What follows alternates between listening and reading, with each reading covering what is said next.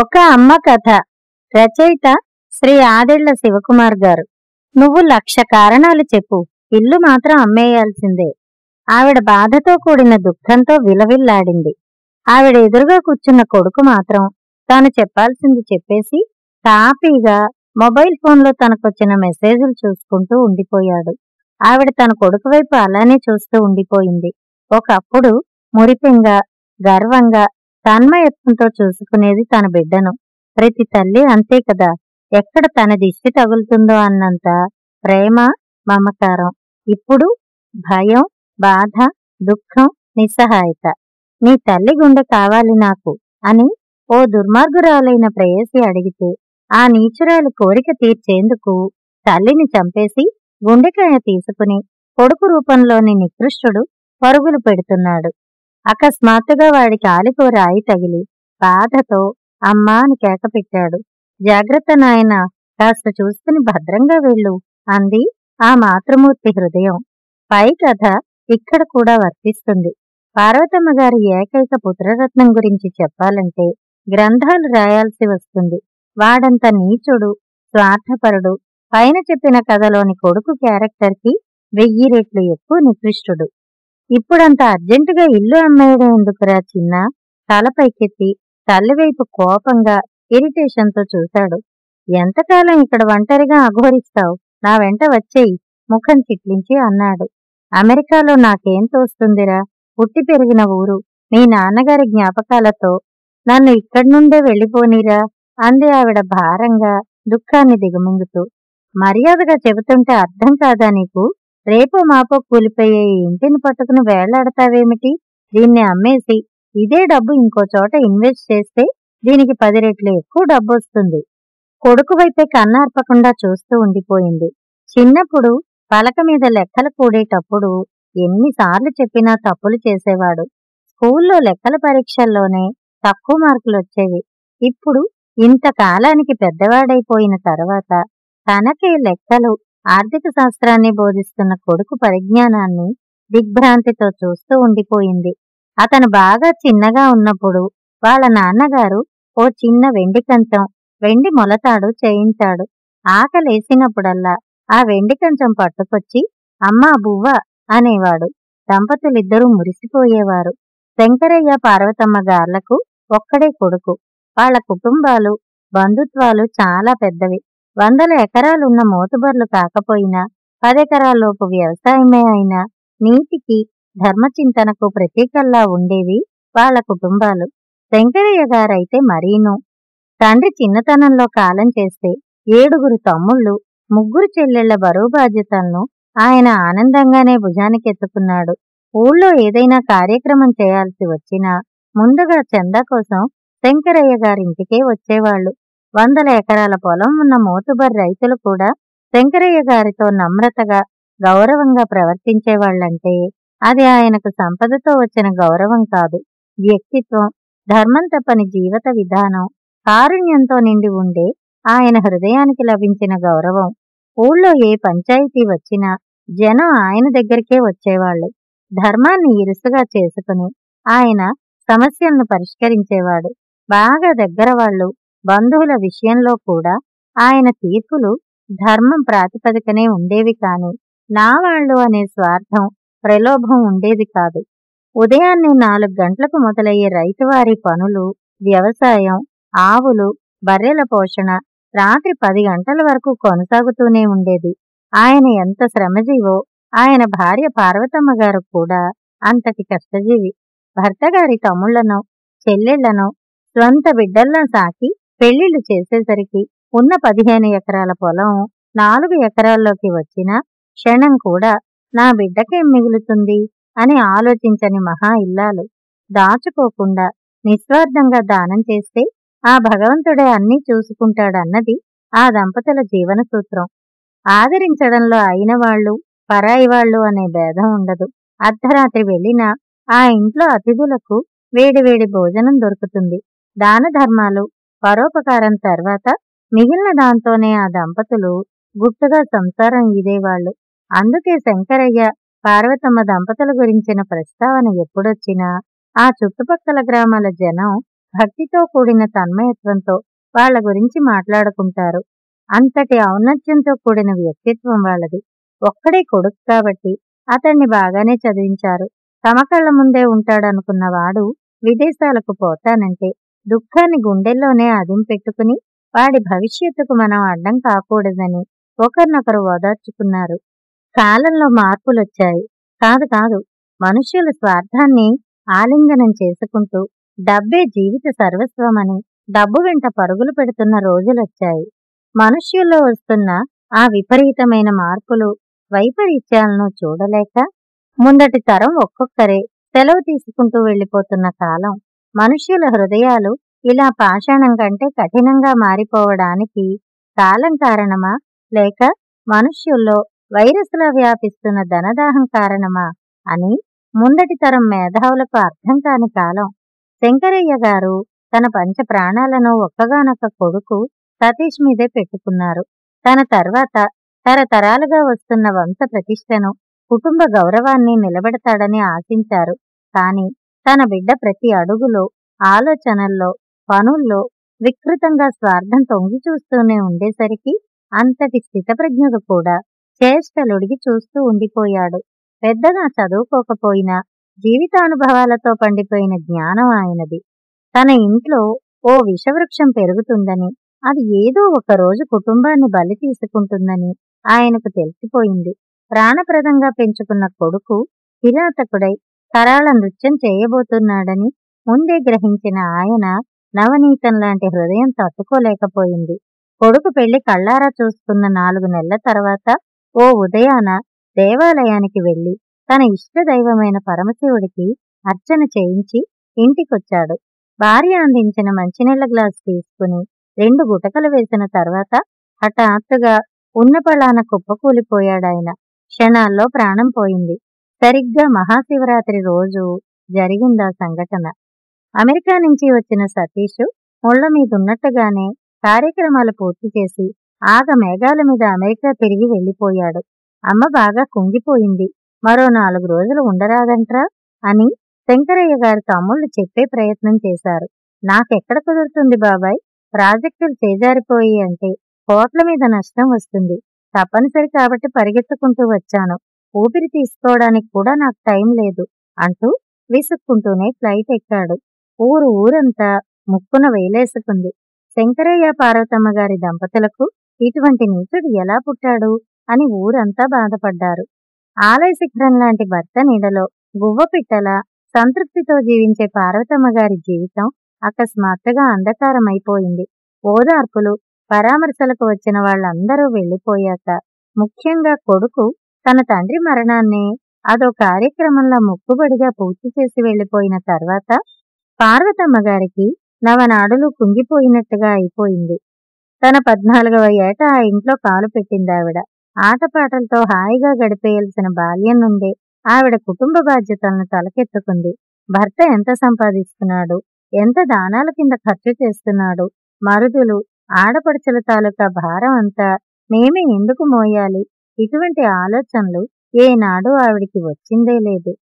ఎప్పుడైనా భర్తతో ఒంటరిగా పెరట్లో నొలక మంచం వేసుకుని వెన్నెల్లో కూర్చున్నప్పుడు ఆయన చెప్పేవాడు, పార్వతి, మనిషి జీవితంలో ఏదీ మన చేతిలో ఉండదు.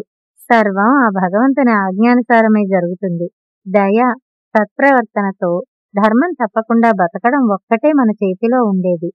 అదే ఏ కుటుంబానికైనా శ్రీరామ రక్షగా నిలుస్తుంది.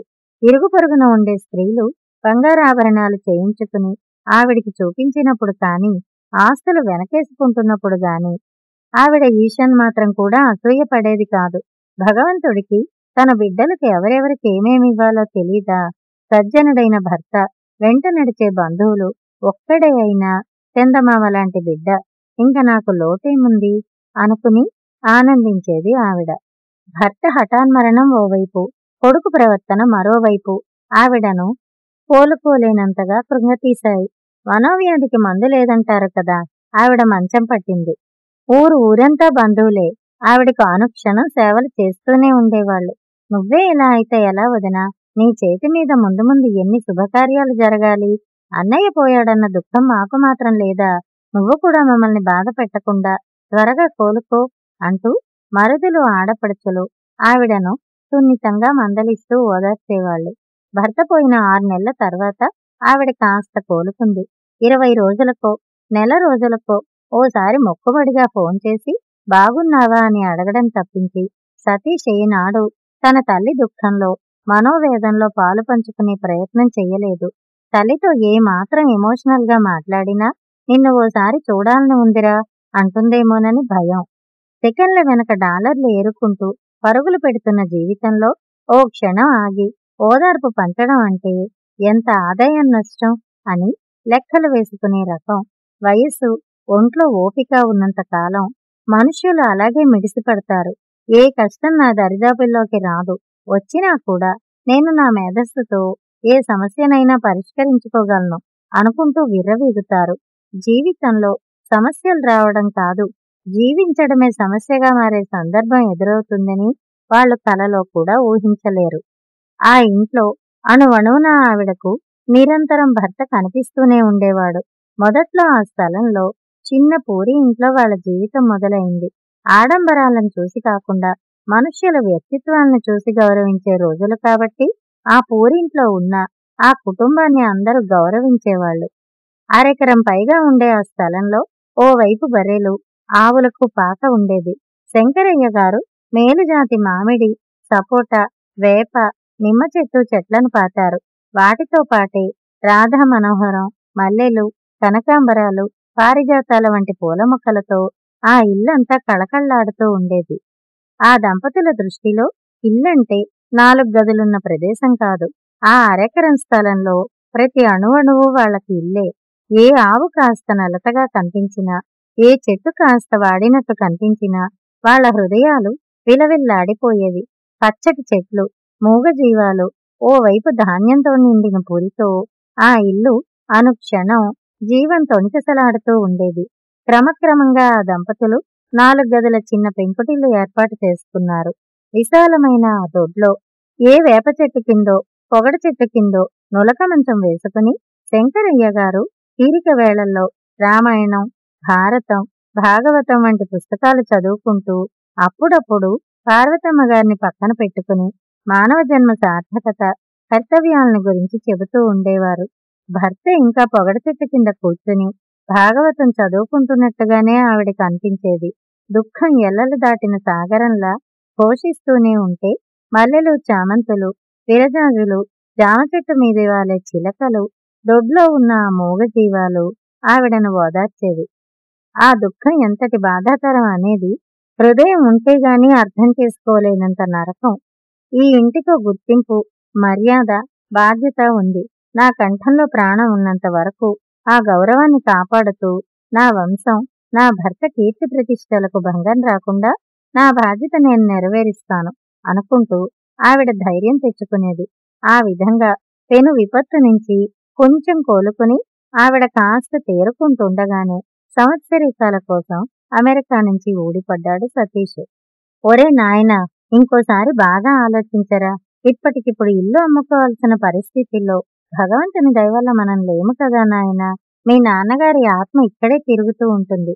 ప్రతి మొక్క, చెట్టు, ఈ దొడ్లో ప్రతి ఇసుక రేణువులోనూ ఆయన్ని చూసుకుంటూ బతుకుతున్నాను.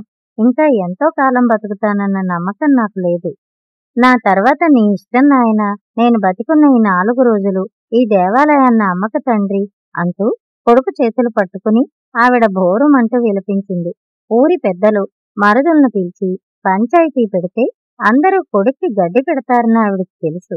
కాని ఊరంతటికీ ఏ కష్టం వచ్చినా, సమస్యలొచ్చినా తీర్పులు చెప్పిన శంకరయ్య గారి కుటుంబమే పంచాయితీ కోసం నలుగురు ముందు నిలబడితే అంతకంటే ఆయన ఆత్మఘోషకు వేరే కారణం ఇంకేముంటుంది అనుకుని కొడుకుని కాళ్ల వేళ్ల పడి బతిమిలాడడం మొదలుపెట్టింది.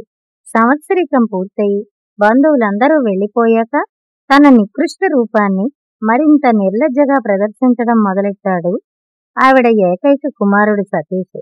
నీకే అంత పట్టుదల ఉంటే వయసులో ఉన్న నాకెంత ఉండాలి? మర్యాదగా రిజిస్టర్ ఆఫీస్కి వచ్చి సంతకాలు పెడతావా, లేకపోతే ఆత్మహత్య చేసుకుని చావమంటావా అంటూ తల్లి బలహీనత మీద బ్లాక్మెయిల్ అస్త్రాన్ని ప్రయోగించాడు. కొడుకు నోట్లోంచి వచ్చిన మాటలు విని ఆవిడ భయకంపితురాలైపోయింది. నోరు తెరిచి ఎప్పుడు ఓ మంచి మాట చెప్పి ఆదరించకపోయినా వాడు తమ బిడ్డ, ఆస్తి కోసం బిడ్డతో వైరమా? తల్లిదండ్రులు ఆస్తులు సంపాదించేది తమ పిల్లల కోసమే కదా. మరి అదే పిల్లలు తల్లిదండ్రులు కాలం చేసి వెళ్లిపోయే వరకు కూడా ఎందుకు ఆగలేకపోతున్నారు అనుకుంటూ లోపల దుఃఖంతో దహించుకుపోయింది. 4 రోజుల పాటు తల్లిని దారుణమైన మాటలతో వేధించాడు. భర్త పోయిన దుఃఖం కంటే కొడుకు నీచత్వం ఆవిడను మరింత రంపకోతకు గురిచేసింది. జరిగేది జరగక మానదు అని భర్త తరచుగా చెప్పే జీవిత సత్యాన్ని గుర్తుకు తెచ్చుకుని లోపలే బాధ లావాలా పెళ్ళుబుకుతున్నా తండ్రి నీమీదే భారం వేస్తున్నాను అని భగవంతుడికి చెప్పుకుని ఇల్లు అమ్మేయడానికి తల వంచింది. రిజిస్ట్రేషన్ అయిపోయిన తర్వాత సతీష్ ఆవిడను సిటీలోని ఓ వృద్ధాశ్రమానికి తీసుకువచ్చాడు. నాకు సింగపూర్లో అర్జెంట్ పని పడింది, తిరిగి అమెరికా వెళ్లేటప్పుడు తీసుకువెడతాను అని చెప్పి హడావిడిగా వెళ్లిపోయాడు. కొడుకు తిరిగి వస్తాడా రాడా అని ఒక్క క్షణం కూడా ఆవిడ ఆలోచించలేదు. వట్టిపోయిన ఆవుని కసాయివాడికి అమ్మేసిన తర్వాత ఏం జరుగుతుందో ఊహించడానికి గొప్ప ముందుచూపు అవసరం లేదు కదా. సింగపూర్ వెళ్లాలని చెప్పిన సతీష్ విజయ్ గర్వంతో అమెరికా చేరుకున్నాడు. తన ప్లాన్ ఎక్కడ ఎదురు తిరగకుండా హెచ్చరికలు, అభ్యర్థనలు, బ్లాక్ మెయిలింగులతో విజయవంతంగా పూర్తి చేసి తల్లిని ఓల్డేజ్ హోంలో డంప్ చేసి ఇల్లు పొలం అమ్మేసిన డబ్బును డాలర్లలోకి మార్చుకుని అమెరికా చేరుకున్నాడు. 35 లక్షల రూపాయలంటే వాస్తవానికి సతీష్కు అదో పెద్ద అమౌంట్ కాదు. కానీ అతని బుద్ధి, నీచత్వం అటువంటిది. తల్లి ఏ క్షణంలో అయినా ఆ ఇంటిని పొలాన్ని తనకు తెలియకుండా బాబాయిలకో అత్తయ్యలకో రాసేస్తుందన్న భయంతో నిద్ర పట్టక తండ్రి సంవత్సరికాలకు వెళ్లి తల్లిని బెదిరించి బ్లాక్మెయిల్ చేసి ఇల్లు అమ్మేసి తల్లిని వృద్ధాశ్రమంలో పడేసి హాయిగా అమెరికా చేరుకున్నాడు. 6 నెలల కాలం గడిచిపోయిన తర్వాత ఓ రోజు ఎందుకో తల్లి గుర్తుకొచ్చి ఓల్డేజ్ హోంకు ఫోన్ చేశాడు. అవతల నుంచి ఫోన్ ఎత్తిన గుమస్తా, పార్వతమ్మ గారా, ఆవిడ లేరు కదండి అన్నాడు. ఏమైంది, చచ్చిపోయిందా అన్నాడు అప్రయత్నంగానే. కాదండి, మీరు హోంలో చేర్చిన 1 నెల రోజుల తర్వాత ఆవిడ హోం నుంచి వెళ్లిపోయారు కదండి అన్నాడు. హోం నుంచి వెళ్లిపోయిందా? సతీష్ కోపంగా గట్టిగా అరిచాడు. సంవత్సరం మొత్తానికి ఒకేసారి డబ్బు కట్టేశాను. ఆవిడ వెళ్లిపోతుంటే మీరేం చేస్తున్నారు? డబ్బు మిగిలిందని హాయిగా పండగ చేసుకున్నారా? క్షమించాలి, అవతల నుంచి గుమస్తా అంతే తీవ్రమైన స్వరంతో అన్నాడు. మీరు కట్టిన డబ్బుకు సంబంధించి మీ అమ్మగారున్న 1 నెల రోజుల ఖర్చు తీసేస్తే మిగిలిన డబ్బు మీరు ఎప్పుడైనా తీసుకెళ్లొచ్చు. అకౌంట్ నెంబర్ చెబితే ఈ రోజే ఈ బ్యాంక్ అకౌంట్లోకి ట్రాన్స్ఫర్ చేసేస్తాము. డబ్బు కోసం గడ్డి తినేవాళ్ళెవరూ లేరిక్కడ అంటూ ఫోన్ పెట్టేశాడు. సతీష్ ఆలోచనలో పడ్డాడు. హోం నుంచి వెళ్లిపోయిందా? ఎక్కడికి వెళ్లిపోయి ఉంటుంది? కొంప తీసి మతి భ్రమించి రోడ్ల మీద తిరుగుతుందేమో. ఇంకా బతికే ఉంటుందా? అమ్మ సంగతి ఏమైనా తెలుసా అని బాబాయిలకు ఫోన్ చేస్తే వాళ్ళు తన్నే తిడతారు. తనతో పాటుగా అమెరికా తీసుకుపోతున్నానని అందరికీ చెప్పి ఓల్డేజ్ హోంలో చేర్పించిన సంగతి వాళ్లకు తెలీదు. వాళ్ళెప్పుడైనా ఫోన్ చేసినా అమ్మ నిద్రపోతోందనో బయట లాన్లో పిల్లలతో ఆడుకుంటోందనో చెప్పేవాడు. ఇప్పుడు వాళ్ళు కూడా ఫోన్లు చేయటం లేదు. ఇంతకీ ఎక్కడికి పోయినట్టు? ఈలోగా ఏదో బిజినెస్ కాల్ రావడంతో సతీష్ తల్లి గురించి ఆలోచించడం వదిలేసి వ్యాపార భాగస్వామితో మాట్లాడడం మొదలుపెట్టాడు. మరో 8 నెలల తర్వాత సతీష్కు ఓ ప్రాజెక్టు విషయమై బెంగుళూరులో పనిపడింది. అనుకున్న టైం కంటే ముందే ఇండియాలో పనులు పూర్తయ్యాయి. 2 రోజుల సమయం మిగిలింది. ఏం చేయాలో తోచక స్వంత ఊరు బయలుదేరాడు. బాబాయిలు, అత్తయ్యలు అమ్మ సంగతి అడిగితే హాయిగా ప్రశాంతంగా ఉందని చెప్పాలి అని ముందే రిహార్సల్స్ చేసుకున్నాడు. ఫోన్లో మాట్లాడతాం అమ్మతో అంటే ఏం చెప్పాలి వాళ్లకు? సర్లే, ఏదో ఒకటి, సిగ్నల్ బాలేదనో అమ్మ నిద్రపోతోందనో ఏదో ఒక కహానీ చెప్పి మేనేజ్ చెయ్యొచ్చులే అనుకున్నాడు మనసులో. కారు ఊర్లోకి ప్రవేశించింది.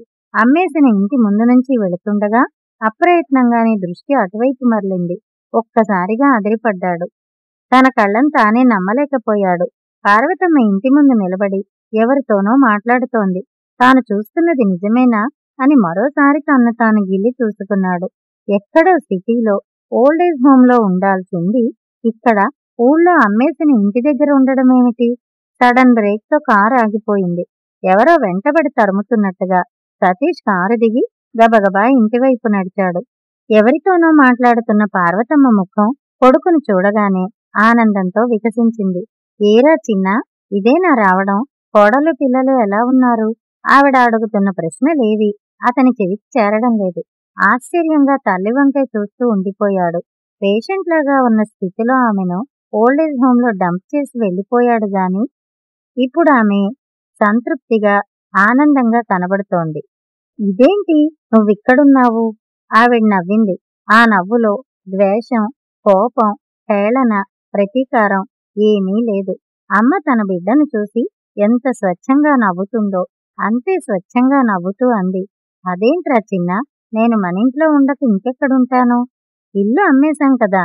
తన కళ్ల ముందు జరిగేది నిజమా లేకపోతే కళ అనే సందిగ్ధావస్థలో అతలా కుతలమైపోతున్న సతీష్ గొంతులోంచి ఆ ప్రశ్న ఆశ్చర్యంగా బయటికొచ్చింది. నువ్వు ముందు లోపలికి రా చిన్నా అంటూ చేయి పట్టుకుని ఇంట్లోకి తీసుకువెళ్ళి వేప చెట్టు కింద మంచం వాల్చి గబగబా ఇంటి లోపలికి వెళ్ళి చల్లటి మజ్జిగ తెచ్చి ఇచ్చింది. నా ప్రశ్నకు సమాధానం చెప్పలేదు నువ్వు. ఇల్లు అమ్మేసినా ఇంకా ఇక్కడ ఏం చేస్తున్నావు నువ్వు? ఇల్లు కొనుక్కున్న వాళ్ళు ఏమయ్యారు? కొంచెం గొంతు పెద్దది చేసి సీరియస్ గా తల్లిని అడిగాడు. ఇప్పుడు ఆ విషయాలన్నీ ఎందుకు లేరా? అమ్మాయి పిల్లలు బాగున్నారు కదా? సతీష్ ముఖం కోపంతో ఎర్రబడింది. మాట మార్చాలని ప్రయత్నించకు. అసలు ఇక్కడేదో కుట్ర జరుగుతోంది. అదేంటో నాకు తెలియాలి. ఇందులో కుట్రేముందిరా చిన్నా, మన ఇల్లు మళ్ళీ నేను కొనుక్కున్నాను. నువ్వు ఇల్లు మళ్ళీ కొనుక్కున్నావా? ఆశ్చర్యంతో అతని కళ్ళు పెద్దవయ్యాయి. ఏదో నమ్మలేని విషయం విన్నట్టుగా మనిషి కంపించిపోయాడు. ఇల్లు కొనుక్కోవడానికి నీకంత డబ్బెక్కడిది? ఆవిడ మౌనంగా ఉండిపోయింది. ఓహో, కొడుక్కి తెలియకుండా నీ ఆయన వెనకేసింది బాగానే దాచుకున్నావన్నమాట అన్నాడు హేళన వ్యంగ్యం మిళితమైన స్వరంతో తల్లి వంక చూస్తూ. కాదు, ప్రసాద్ కొనిచ్చాడు. ప్రసాదా? వాడెవడు? మన రామ్మూర్తి మాస్టర్ గారి అబ్బాయి. ప్రసాద్ నీకు తెలీదంట్రా? ఓహో వాడా? వాడు నీకు ఇల్లు కొనివ్వడం ఏమిటి? నాకసలేమీ అర్థం కావటం లేదు. నువ్వు హోం నుంచి అసలు ఎందుకు వచ్చేశావు? ఊళ్ళో అందరికీ నా కొడుకు నన్ను రోడ్డు మీద వదిలేశాడని ప్రచారం చేయడానికా? కోపంగా అన్నాడు. ఆవిడ మౌనంగా కొడుకు ముఖం వంక చూస్తూ ఉండిపోయింది. దాదాపు సంవత్సరన్నర అయింది. ఎలా ఉన్నావు, తిన్నావా లేదా అని అడిగిందే లేదు. పైగా ఏ మాత్రం సంస్కారం పద్ధతి లేకుండా ఇష్టం వచ్చినట్టుగా మాట్లాడుతున్న కొడుకు వంక అలాగే చూస్తూ నిలబడిపోయింది. ఇప్పుడు అర్థమవుతోంది నాకు. నువ్వు మీ ఆయన కలిసి బాగానే డబ్బు దాచారు. ఆ విషయం నాకు తెలిస్తే ఎక్కడ నాకు ఇవ్వాల్సి వస్తుందోనని ప్రసాద్ గాడు ఇల్లు కొనిచ్చాడని అబద్ధం చెబుతున్నావా? వాణ్ణికెందుకు ఇల్లు కొనిస్తాడు? నేనేం వెర్రివెధవలా కనపడుతున్నానా నీకు? కళ్ళ నిండా ద్వేషం, గొంతు నిండా కోపం అక్కస్తో అన్నాడు. అవునరా చిన్న, కడుపున పుట్టినవాడు ఆస్తులు అమ్మేసుకుని తల్లిని వృద్ధాశ్రమంలో పడేసి చేతులు దులుపుకుని వెళ్ళిపోతే ఎప్పుడో మీ నాన్నగారు తన చదువు కోసం ఆర్థిక సహాయం చేశారన్న కృతజ్ఞతతో మళ్ళీ నా ఇల్లు నాకు కొనిపెట్టాడు. చూడు, నిజమే. ఇదంతా ఎవరు నమ్ముతారు? నాలాంటి వెర్రిబాగులది తప్ప. ఈ మాటలన్నీ అనవసరం. నువ్వెంటనే నా వెంట బయలుదేరు. నేను రాను. ఆవిడ కంఠం స్థిరంగా కృత నిశ్చయంతో అంది. ఏంటి అన్నాడు సతీష్ పట్టరాని కోపంతో. ఇక్కడే ఉండి అందరికీ నా గురించి నీచంగా చెబుతూ నా కొడుకు నన్ను వదిలేసి వెళ్ళిపోయాడని చెప్పుకుంటూ బతుకుతావా? కాదు, ఈ ఇంటి కోసం చేసిన అప్పు అనా పైసలతో సహా తీర్చేందుకు పోరాటం చేస్తూ బతుకుతాను.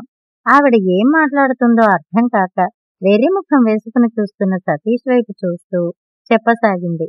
నువ్వు నన్ను వృద్ధాశ్రమంలో వదిలేసి వెళ్ళిపోయిన 2 రోజులకు నాకు గుండెపోటు వచ్చింది. ఆశ్రమం వాళ్ళు ఫోన్ చేసినా నువ్వు ఫోన్ ఎత్తలేదు. నెల రోజుల పాటు నేను అనారోగ్యంతో మంచం మీదే ఉన్నాను. ఓ రోజు తన కూతురి పుట్టినరోజు సందర్భంగా వృద్ధాశ్రమంలో బట్టలు ఆహారం పంచుతూ ప్రసాద్ కనిపించాడు. నన్ను చూసి ఆశ్చర్యపోయాడు. నా కాళ్ళ దగ్గర కూర్చుని ఏడ్చాడు. అమ్మా, ఊరందరికీ పెట్టిన చేతులు. ఎవరికి ఏ కష్టం వచ్చినా మీ ఇంటి ముందే నిలబడేవాళ్లు. అటువంటి మీరు అనాథల ఈ ఆశ్రమంలో ఇలా పడి ఉన్నారా తల్లి అంటూ నన్ను పట్టుకుని ఏడ్చాడు. కాలేజీలో ఫీజు కట్టడానికి డబ్బులు లేకపోతే శంకరయ్య గారు నాకు ఆర్థికంగా సహాయం చేశారు. మీ కుటుంబం దయ వల్లనే ఈ రోజు నేను వ్యాపారాలు చేసుకుంటూ కుటుంబంతో ఆనందంగా ఉన్నాను. మీరు ఇక్కడ ఉండకండి. ఊళ్ళో అమ్మేసిన ఇల్లు మళ్ళీ మనం కొనుక్కుందాం. ఊరంతా మీ బంధువులే కదా.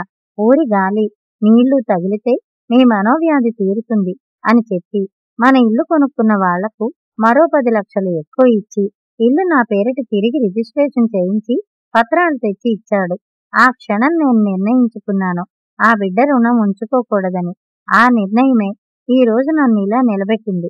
ఎవరో కన్న బిడ్డ నా కష్టాలు చూసి దయతో నా ఇల్లు నాకు మళ్ళీ కొనిస్తాడు. నేను పైసా పైసా కూడబెట్టి ఆ బిడ్డ అప్పు తీరుస్తాను. అప్పుడే నా మనసు ప్రశాంతంగా ఉంటుంది. అదుగో ఆ రెండో ఆవులు చూసావా, లక్ష్మీ సరస్వతి.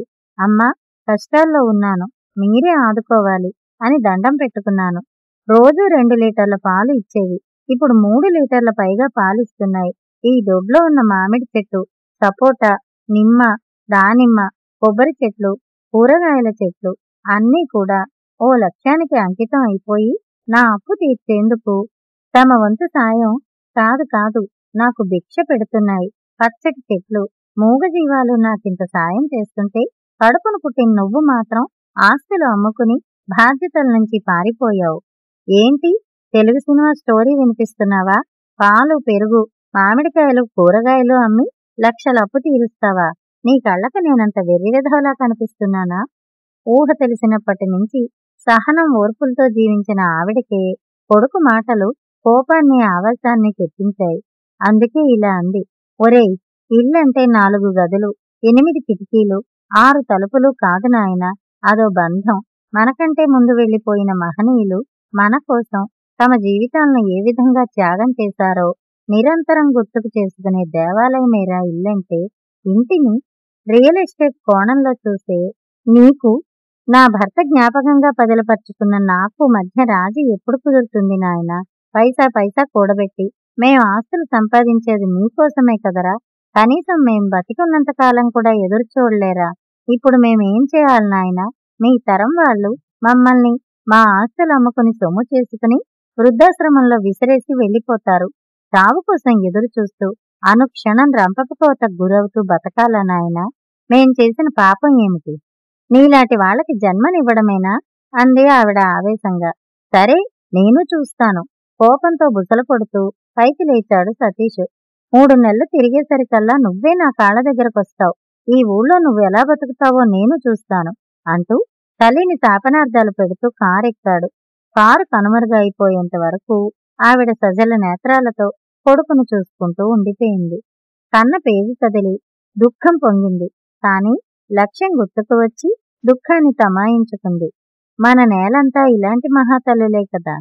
కడుపున పుట్టినవాడు బతికుండగానే చితిని పేరిస్తే దాంట్లోంచి బయటికొచ్చి లోకానికి స్ఫూర్తినిచ్చేందుకు నడుం బిగించింది.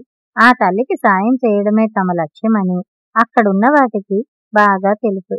డబ్బు డబ్బు అంటూ దాహంతో డబ్బు వెనక పరుగులు పెట్టిన సతీష్కు తన 30వ ఏట బీపీ, డయాబెటిస్ వ్యాధులు సంక్రమించాయి. 42వ ఏట మొదటిసారి హార్ట్అటాక్ వచ్చింది. 46వ ఏట తిరిగి మళ్లీ స్ట్రోక్ వచ్చింది. ఇంకొకసారి వస్తే మటుకు ఎంత గొప్ప కార్డియాలజిస్టులు కూడా ఏమీ చేయలేరని డాక్టర్లు చేతులెత్తేశారు. మరో సంవత్సరం తర్వాత అతని కిడ్నీలు పాడైపోయాయి. వారానికి 3 సార్లు డయాలసిస్ చేస్తే గాని బతకడం కష్టం. బతికినంత కాలం బెడ్ మీద అలా జీవోత్సవంలా పడుకుని మృత్యువు కోసం ఎదురు చూస్తూ భార్య బిడ్డలు చీదరించుకుంటుంటే తనలో తను కుమిలిపోతూ అమెరికాలో భారంగా రోజుల్లాక్కొస్తున్న సతీష్. మరోవైపు సుదూరంగా జీవితానికో లక్ష్యం ఉంది. ఆరోగ్యం ఏమాత్రం దెబ్బతిన్నా జీవిత లక్ష్యం నెరవేరదు. కాబట్టి ఆత్మశక్తితో రోజుకు 16 గంటల పాటు శ్రమించిన పార్వతమ్మ గారు తన 86వ ఏట మరణించే నాటికి తన జీవిత లక్ష్యాన్ని, పరమార్థాన్ని సంపూర్ణం చేసుకోగలిగింది. ఇంటి తాలూకు అప్పును తీర్చేసింది.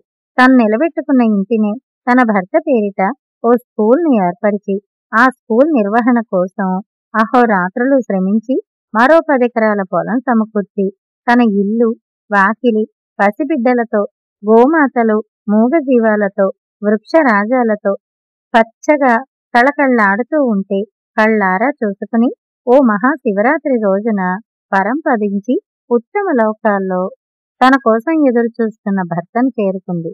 కోట్లు ఆవగా కూడబెట్టిన వాడు అనుక్షణం నరకం అనుభవిస్తూ మరణిస్తే ఓ తల్లి తన సంకల్ప బలంతో కొడుకు బ్రతికుండగానే పేర్చిన చితిలోంచి బయటికి లేచొచ్చి తన జీవిత లక్ష్యాన్ని సాధించి విజేతగా మరణించింది. శంకరయ్య పార్వతమ్మ గార్ల ఇల్లు కొన్ని దశాబ్దాల పాటు పిల్లల కేరింతలతో, మూగజీవాల అంబారావాలు, పచ్చని చెట్ల మీద పక్షుల కిలకిలా రావాలతో శోభిస్తూ ఆ ఊరికే మరో దేవాలయంలా ప్రకాశిస్తూనే ఉంది. ఆస్తి అంటే రియల్ ఎస్టేట్ కాదు, మన పూర్వీకుల త్యాగఫలం. కథ సమాప్తం.